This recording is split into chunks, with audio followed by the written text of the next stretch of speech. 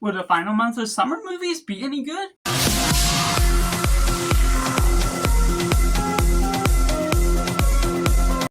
Welcome to Cinema, where we focus on a film. I'm Josh, this is Simply Cinema. Let me know down in the comments below, what are you most anticipating within August 2025? What movies, or even shows, if you would like to include that just as well, will you be checking out the most? These are my top 10 most anticipated movies of August 2025, whether in streaming or in theaters or in digital. So let's get into it. In number 10, we got the Toxic Avenger. The way you're going about with this film, I haven't seen any of the originals, so it will be a nice, refreshing look back into the 80s, sort of intrigue to this comic book type of character that is a janitor that's all going about his own wits, taking revenge on people of his past. And I feel it will be ridiculous in some sort of note. Just what I've heard from the premise, the CGI looks great. Peter Dinklage, I'm sort of mixed on him as a role, but being able to look at this for what it is, maybe going in some ridiculous tone. I'm kind of particular with my comedies, and I'm not entirely sure how prevalent that is within the action that this film is all taking on.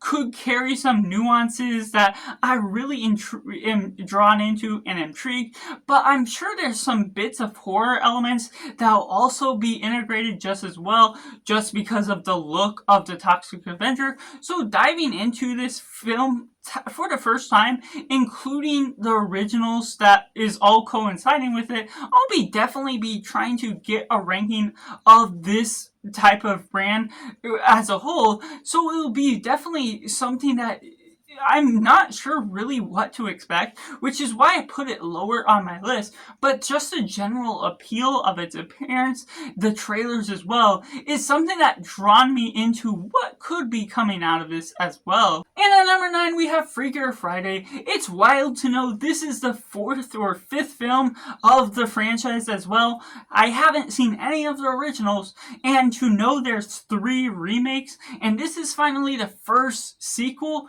based on the 2003 version, is quite intriguing to know how it'll all pull off.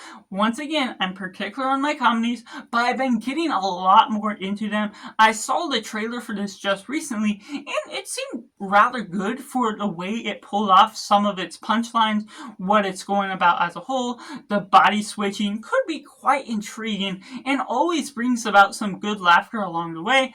I'm into Lindsay Lohan and what we're pulling about with the cast that's all involved. So this certainly, while I still need to see the originals to see what all the formula of the story pulls out of its pants as a whole, is something I'm really invested in, just to see from the trailer and everything that's leading on from it, how this will ultimately pay off for me as a whole. And number 8, we got The Roses from Jay Roach, the director. I haven't seen many of his films, and I'll certainly be trying to at least check off the Austin Powers trilogy from his filmography before I get to see this one. The Roses, I'm a fan of what we get out of Olivia Colman, out of Benedict Cumberbatch, so there's certainly intrigue within the cast that's stacked here as a whole, and it's going into this comedy that's really balanced in with some drama about they're both successful people that are married and doing well in their roles,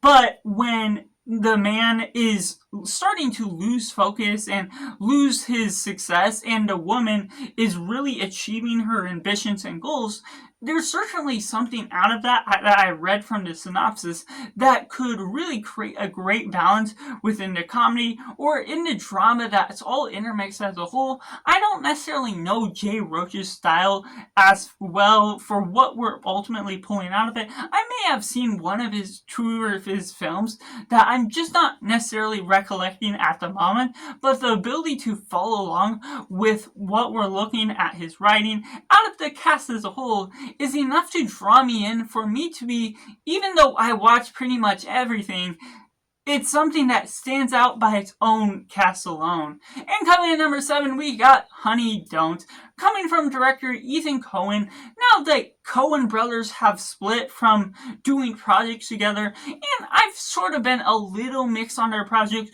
No Country for Old Men is something that I'm really a fan of, but not necessarily all into. There's something that was great from Ethan Coen that released just last year that I did really enjoy from Drive Away Dolls, but there's also an absurdity to that I'm not sure what will be taken out of this one in particular. Will it carry some of the same notes? Will it be a full-on comedy?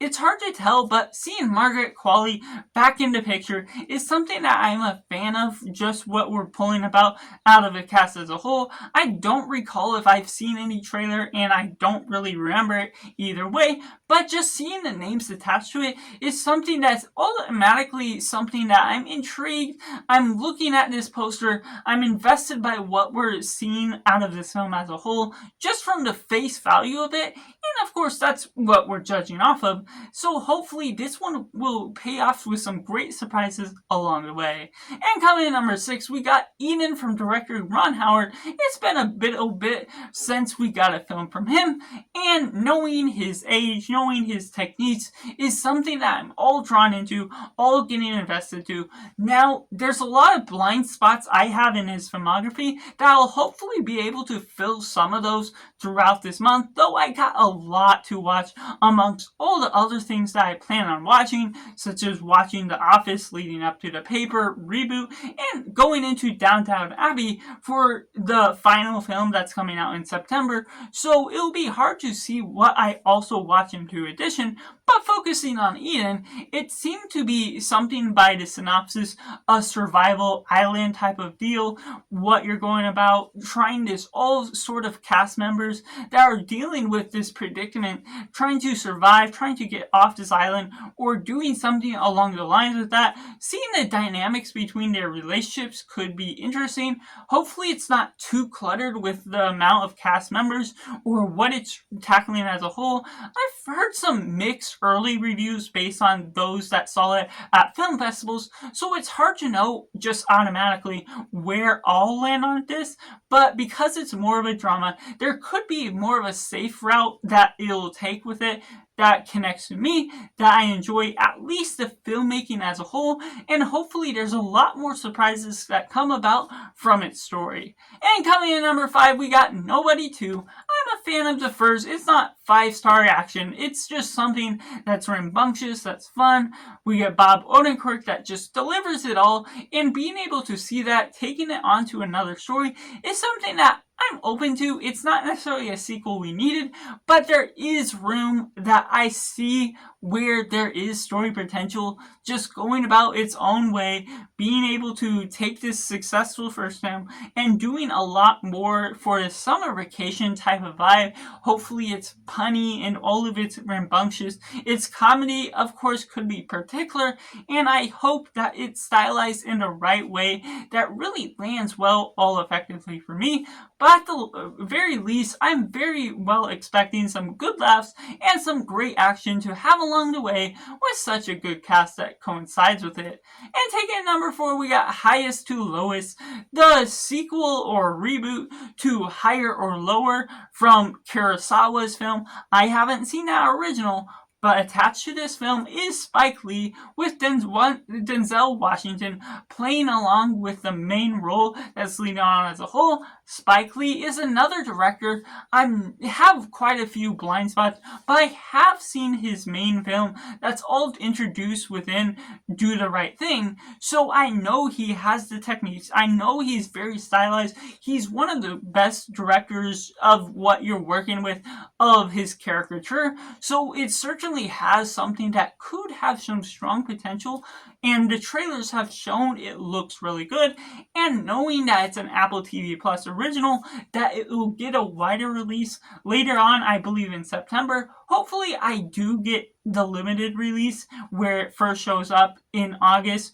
It's hard to tell, but at the very least, Apple TV Plus has been known to put their not so good films straight to the streaming service. not on the theaters, and so knowing this is going to theaters shows a lot more promise and confidence that the studio has with this project, that at least the director involved, the visuals that are all going about with the trailer alone, is something that I'll be highly captivated by, that I'll still have to see what the original is all about, how captivated I am with that, and even though I'm uncertain about why there is a sequel or a reboot, I don't remember at this current moment what it particularly is in coinciding with that original film, but it'll be at least a nice spot to finally check off a blind spot of the original higher or lower and see what this one is all about and whether this one is really worth necessary. Hopefully it really pays off. And coming in number 3, we have Caught Stealing from director Darren Aronofsky. I love half of his works that I've seen thus far. I haven't seen all 8 of his films, but I'm just a fan of what we're getting out of Black Swan, out of Requiem for a Dream. He has an absurdity style to him that me in particular, I love stylized editing, some formal action that's all going on within that dissects its character properly. And so this one seems interesting because Austin Butler isn't someone that I expected to land under it, but maybe I need to familiarize myself with some of his other works, such as The Fountain and other films along the pie, and just something along the lines of the director. I know there's something that could be absurd and weird to the weirdest extent out of what this could take on as a whole, and so that's where I'm really just diving into this film head first. Haven't seen the trailers, but just from the director alone, I'm more than confident there could be something very bare bones minimum good at the very least. And taking at number 2, we got The Naked Gun. Now, I put this in this spot even before hearing the positive critic reviews, but Liam Neeson is one of my favorite actors. I've gone through him, followed his filmography, through the highs, through the lows. Yes, there's still films I have to see from him, but I have a 30-plus film ranking that I have on Letterboxd that maybe eventually I'll be getting to ranking a top 10 or something for this channel. But knowing all that, I'm really confident and excited for this film, especially after watching the first film of the Naked Gun originals and being able to see where they could go with this new direction. It's a spoof comedy. It's untraditional by the means of what you're looking at with this film as a whole. So I'm really big fan of what you just look at from the face value of this film.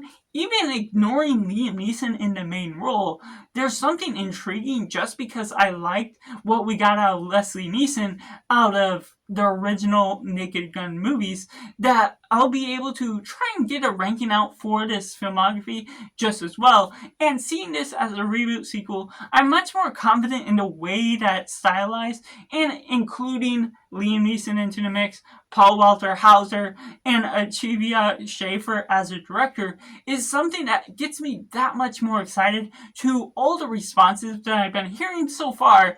And of course, Liam Neeson just adds the extra cherry to the cake that's all added as a whole. And taking it into my number 1 most excited film of August 2025, we got Weapons from director Zach Cregger. This is his sophomore directorial effort that should be really good for its wonder of the spectacle, the horror films. I've been seeing the trailer quite a bit played in my theaters, and I'm a fan of Josh Brolin, of all these different cast members that are involved, about students mysteriously disappearing from this classroom, but one child is left there. That could bring about some great concepts to this film as a whole that should drive the film forward at a great pace, that I'm really hoping that it really delivers as a whole.